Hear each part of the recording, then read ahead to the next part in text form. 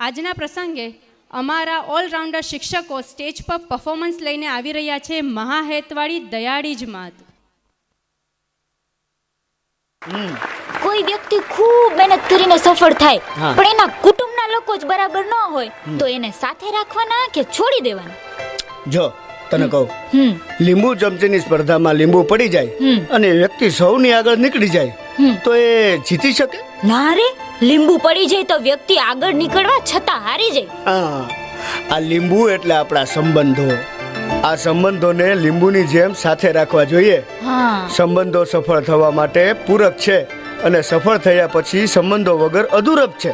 વાહ, તો ક્યાં ક્યાં સંબંધો સંભાળવા જોઈએ? પ્રથમ સંબંધ માતા પિતા અને ભાઈ બહેન, બીજો પતિ પત્ની, ત્રીજો ગુરુ શિષ્ય, ચોથો મિત્ર, પાંચમો પ્રકૃતિ, છઠ્ઠો રાષ્ટ્ર અને સાતમો સંબંધ ભગવાન સાથેનો. આ સાતેય સંબંધમાં સ્વાર્થને બદલે સ્નેહ આવે તો જીવન આનંદથી છલોછલ ભરાઈ જાય. ચાલ, તને એકે એક સંબંધ કેવી રીતે શ્રેષ્ઠ બને તે બતાવું. ચાલો ચલો ચલો. બેટા, અરે બેટા, કહું છું તું સાંભળે છે મારી વાત? આ રોજની ટકટક સાંભળીને કંટાળી ગયો છું. આ મોબાઈલે તને આંધળો બનાવી દીધો છે. મૂક કહું છું, મૂક હવે. જો મોબાઈલ લડતી નહીં હો.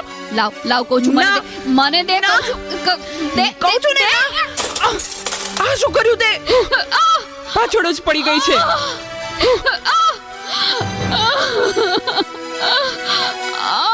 બોલાવતી નહીં હવે મને.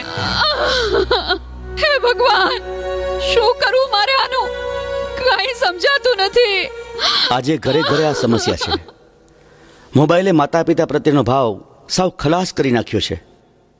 અરે શેઠ સાહેબ, તમે મારા ઘરે? તું મને ઓળખે છે? મારા મમ્મી તમારે ત્યાં ઘરકામ કરે છે. એ સુશીલા એન્ડ કંપનીના માલિક ને. તમને તો આખું શહેર ઓળખે છે. તને ખબર છે બેટા, સુશીલા કોણ છે અને હું આ સુશીલા કંપનીનો માલિક કેમ બન્યો? ના. તો સાંભળ. અતિશય સાધારણ કુટુંબમાં મારો જન્મ થયો હતો.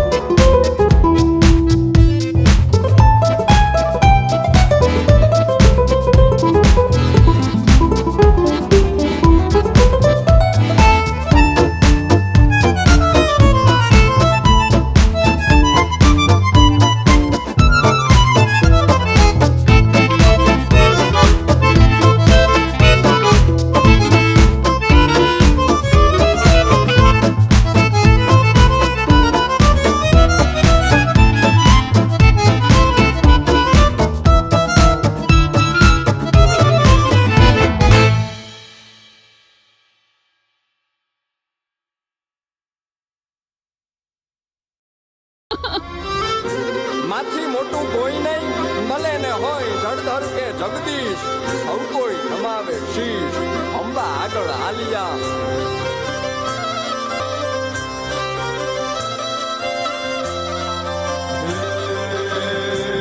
ભગવત તો મજીને સૌ સાગર તરિયા, રામ રે જપીને પરમેશ્વર પણ મળ્યા. હે તારે ખોડને ખેલવા મુક્તિ ન માગું, તારાથી કરે દૂર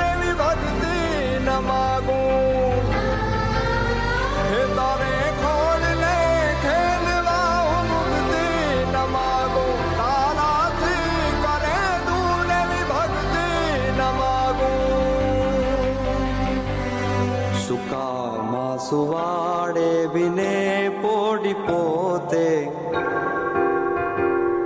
પીડા પામ પાંડે તજે સ્વાદ તોતે મને સુખ માટે કટું કોણ ખાતું મહાહેતવાળી દયાળી જમાતું સુખામાં સુવાડે બિને પોડી પોતે પીડા પામ પંડે તજે સ્વાદ તોતે મને સુખ માટે કટું કોણ ખાતું મહાહેતવાળી દયાળી જમાતું મહાહેતવાળી દયાળી જમાતું મહાહેતવાળી દયાળી જમાતું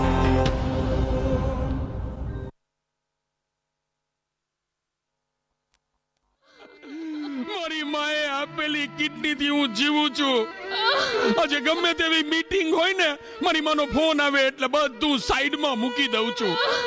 તને ખબર છે તારી મમ્મીએ તેનું છેલ્લું ઘરેણું એનું મંગળસૂત્ર ગીરવે રાખીને તારા બર્થડે માં આ ફોન આપ્યો છે અને તે આ ફોન માટે ને હળદૂત કરી તારી માને હળદૂત કરી.